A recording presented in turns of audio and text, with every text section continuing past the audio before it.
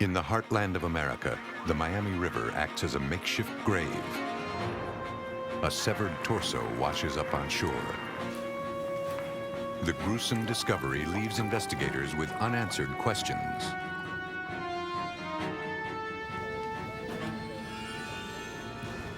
In San Diego, California, a killer has left behind pieces of evidence. Detectives must sort through these small clues to prove murder. Some killers go to great lengths to leave little trace of their violence or their victims. But the twisted path that led them to murder is often paved with lies.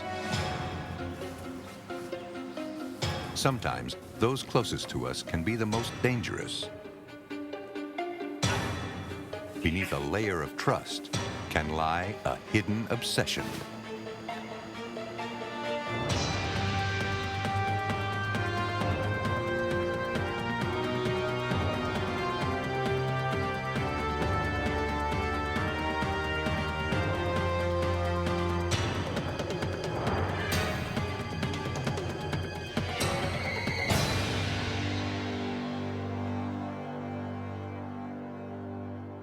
In this episode, some of the names have been changed. In Hamilton, Ohio, residents enjoy a peaceful suburban lifestyle. The inner-city crime of Cincinnati is miles away. But on April 13th, 1998, it didn't seem quite so far. A couple had spotted a human torso washed ashore along the Miami River and called the Butler County Sheriff's Office. Major Anthony Dwyer was the lead investigator on the case. An examination was made of the lower abdomen or pelvis, and we found the presence of a uterus and ovaries.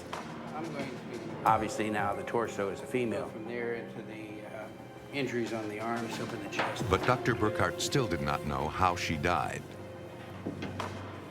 The tool markings left on the body looked as if they were made with a household saw. Based on the temperature of the river and the level of the body's decomposition, Burkhart believed the woman had been dead for at least 2 weeks. We parked in a very secluded area and we walked back into the woods. There was a trail. She looked back up at the roadway and could tell about how far she walked when she buried the parts. Right here. This depressed area right here. Right in here. Yeah. There, the investigators found a skull buried in a shallow grave. We did some light digging and were able to uncover the top of Cheryl's face. As we brushed the dirt away, you could see the enamel on her teeth kind of lit up. And then we stopped at that point to bring in the forensic anthropologist, Dr. Murray, to do the complete excavation.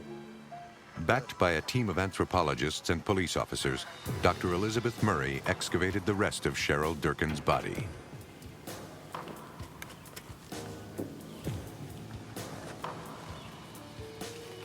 Because of my background in archaeology, I used modified archaeological techniques to excavate the remains.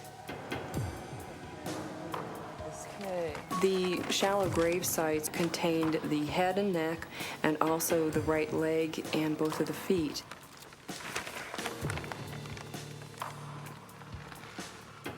After processing the remains, Dr. Murray examined the skull to determine the cause of death. There were at least 4 impact sites to the skull. There was some damage to the region of the cheek here that extended across the nose, and that could have been 1, maybe 2 different blows to the face.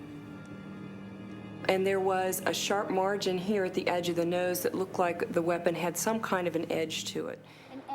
The lab tests confirmed the suspicions of the investigators. The DNA evidence obtained from the torso, the skull, and the limbs all matched. They all belonged to Cheryl Durkin. Now, police turned up the heat on one of the people who helped Lawson dispose of the body, his mother.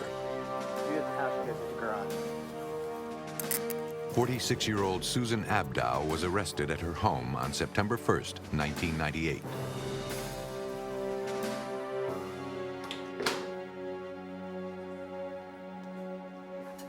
Abdow admitted to her role in the cover-up. but claimed she didn't know anything about the murder until after the fact. He was extremely uneasy about being photographed or videotaped. An arrest team from the Middletown Police Department, as well as officers from 4 other departments, surrounded Lawson's residence. Hands on top of your head. Hands on top of your head. What is this? Lawson was arrested Lawson, I'm David and Wallace. charged with the first-degree murder of Cheryl Durkin. David Wallace. Let's lawyer first. During interrogation, Lawson admitted nothing, Stand up. but the evidence against him was overwhelming.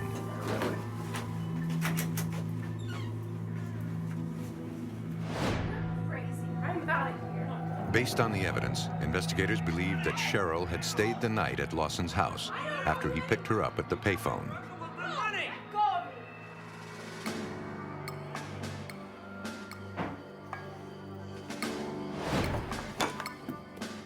The couple argued, Lawson lost his temper, and Cheryl paid a tragic price.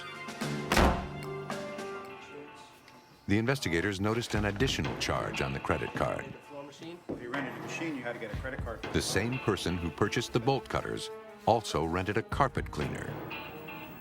In doing further checking, we learned that that credit card was used to pay for the rental of the rug doctor at the same store. But for the rug doctor, you had to fill out and sign a rental contract. The name on the rental contract was Calvin Parker. Police now had a solid lead to track down.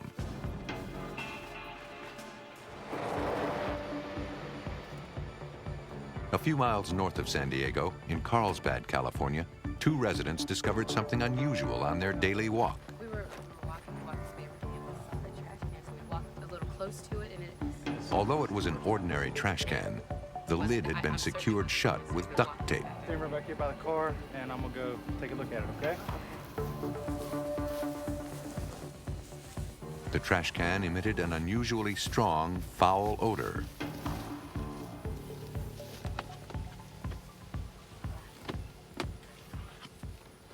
The officer carefully opened the trash can and discovered the body of a woman.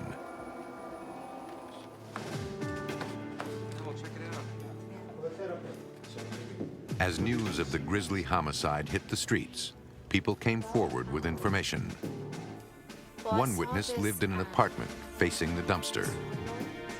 She had seen something unusual the night before the fingers were discovered. She said that she saw a rental truck back up to the dumpster. A black male exit the truck and throw a couple bags into the dumpster and then leave.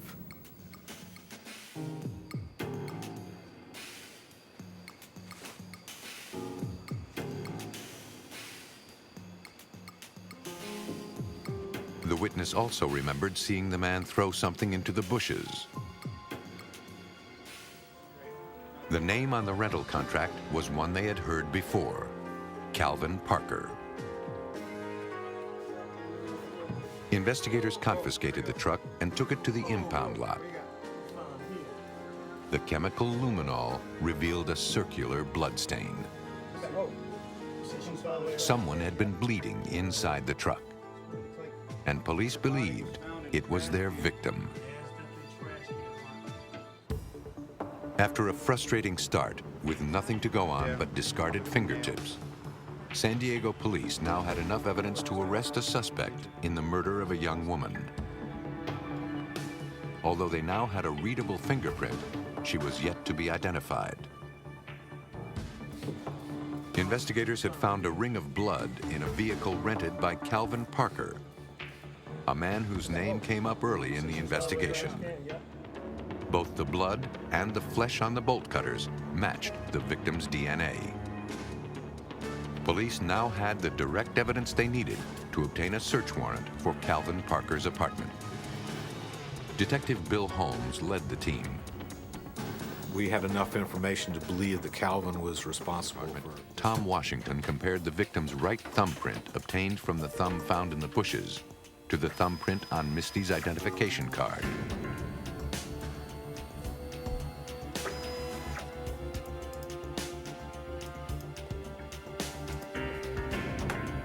two prints matched. The victim was positively identified as Misty Gear.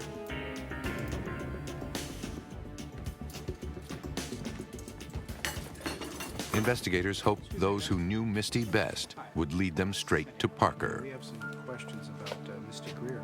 Understood worked here? They asked her co-workers about the suspect's relationship to Misty. He and Misty had been roommates for about 3 months, each having their own bedroom and bathroom, strictly platonic, although he did have desires for her. She wanted nothing to do with him in that way.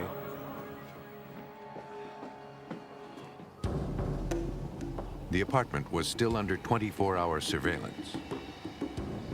On the morning of August 15th, Calvin Parker stopped by his apartment to pick up his mail. There it is.